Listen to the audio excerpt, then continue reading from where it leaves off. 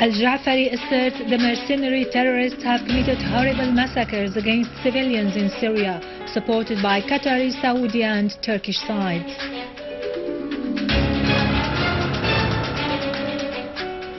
Moscow accuses Washington, London and Paris of covering up for the terrorists who used chemical weapons in Al-Ghouta in order to summon foreign intervention.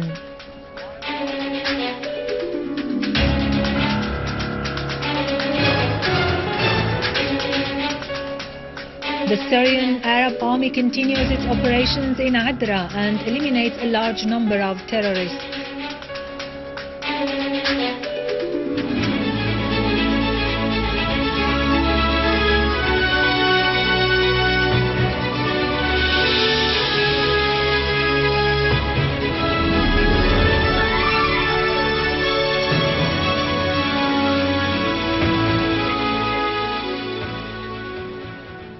Good afternoon, ladies and gentlemen. I am Irado Krikorian from the News Center in Damascus.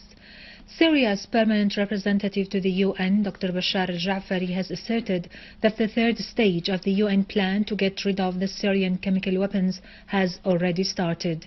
Al-Jaafari said the file of the Syrian chemical weapons must be closed, but should be accurately followed up and focused upon from now on, as this would realize a UN goal in freeing the Middle East from such weapons.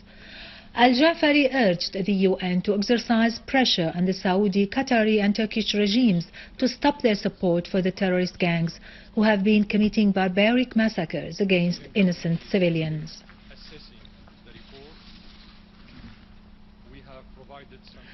Russia's permanent representative to the UN, Churkin, has accused Washington, London and Paris of doing their best to obstruct reaching the truth about the use of chemical weapons in Khan al-Assal. Following a closed session held by the UN Security Council, Churkin said Moscow has not heard from its partners at the international organization any evidence that refutes the use by the armed groups in Syria of chemical weapons, a thing that had been asserted by the international experts. Churkin said it was odd for the Western partners to insist on accusing the Syrian government of using chemical weapons during the discussions of the UN experts' report on their use at the UN General Assembly last Friday.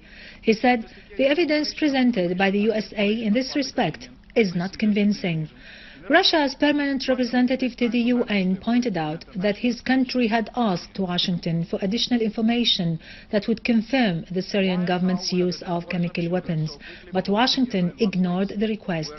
Churkin added that what happened on the 21st of August in Al-Ghouta in Damascus suburbs was a provocative act intended to summon foreign intervention.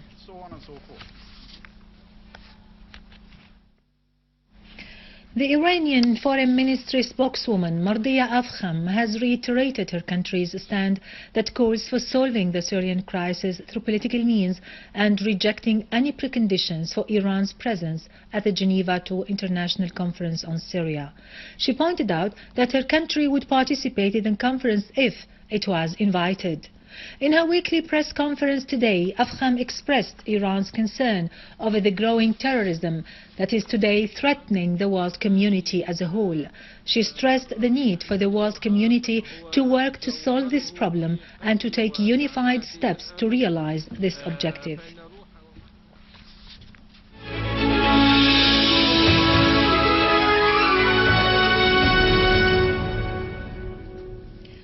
Syrian Arab army continued its national task in Adra, killing large numbers of terrorists and evacuating some citizens.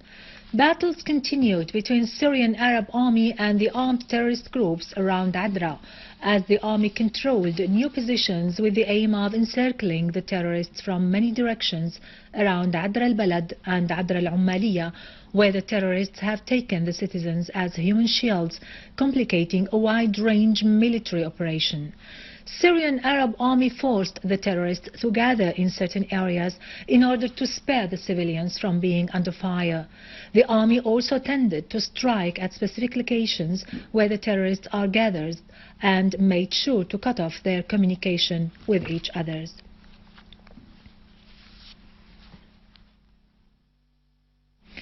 Syrian Arab army units destroyed today several vehicles for the terrorists loaded with weapons and ammunition, killing many terrorists and injuring others in a number of villages and towns in Hom's countryside.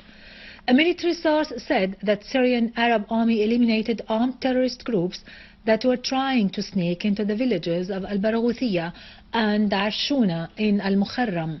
Also, dozens of terrorists were killed and others wounded in the villages of Ad-Dar al-Kabira and Al-Ghanto. The source said that a Syrian Arab army unit destroyed several vehicles loaded with weapons and ammunition near the roundabout of Maslabat al-Ashtar and killed a terrorist group in the street of Stariko in Ar-Rastan. Wahhabi terrorism is not limited to murder, slaughter and vandalism, but a great part of it is aimed at destroying the human heritage. This is what has been happening in Ma'lula nowadays. A systematic stealing process of all the artifacts and ancient sarcophagi and crosses is taking place. The aim is commercial profit, as they are offered for sale. This has been reported by the Lebanese newspaper Al-Akhbar, which revealed that the thieves are communicating with brokers and smugglers who undertake to sell them outside Syria. The terrorists' fatwas also affected the ancient statues, depending on an ignorant, dark way of thinking which claims that the monuments that are the legacy of the successive historical civilizations in Syria are nothing but idols worshipped instead of God, and they should be flattened, such as the statue of Abi al-Ala al-Ma'ari, which was beheaded. Destruction also didn't spare the shrines and tombs of Prophet Muhammad's companions, such as the mausoleum of Ammar bin Yasir and Hijr bin Adi, as well as landmarks such as the giant tree of Atama, which is 200 years old and was cut off by the terrorists under the pretext that it would be worshipped instead of God. It is worth mentioning that the Department of Antiquities in Lebanon and Syria, in cooperation with the Interpol and other international organizations, has succeeded in confiscating 18 Syrian mosaic pieces on the border with Lebanon and 73 smuggled works of art that were up for sale by antiquity traders. People's Assembly Speaker Muhammad Jihad al-Laham has underlined the need to activate and coordinate the work of the Assembly's committees and benefit from the big potentials guaranteed by the Constitution to the People's Assembly to improve the services offered to citizens.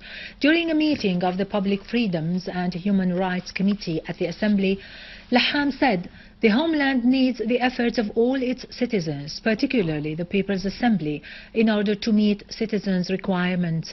The Assembly Speaker pointed out that the committee is responsible for focusing light on the terrorist acts perpetrated by the armed groups, which violate citizens' public freedoms and human rights. He called on the committee's members to meet with the families and individuals whose freedoms and rights have been violated.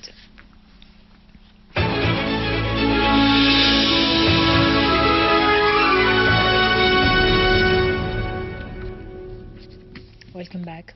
In Lebanon, a suicidal terrorist has detonated a car bomb between the towns of Sabouba and Wadi Musa on the road to Baalbek, causing injuries, while the Lebanese National News Agency said that a BMW car has exploded 2 kilometers away from one of Hezbollah centers in the area. The agency added that the initial information mentioned that the car was stopped by one of Hezbollah barriers, which was watching it. The blast happened either when the guards opened fire at it or when the suicide bomber detonated himself in the car. Finally, terrorism has gone beyond all acceptable standards and religions in Iraq, and now terrorists are trapping houses, shopping centers and establishments and detonating them with people inside. Terrorists of the Islamic State of Iraq and Asham have trapped 23 houses with their people during the past 2 days in Kirkuk, Al-Mosul and Tikrit of Salah ad-Din Governorate, as 1,411 houses have been exploded during the past 6 months, while 1996 Iraqis were killed and more than 3,000 were injured. On the other hand, security sources said that Al-Qaeda gangs were sexually abusing widows on the basis of wrong interpretation of Islamic law in Hamreen Mountains. Some of those widows left their homes and others went to police centers. With this, we end our news for today. Thank you for watching. For more details about Syria and the region and to view this bulletin again, you can always visit our website in English, syriaonline.sy. Now to the latest business and market news with Nariman Qassam, but after a short break.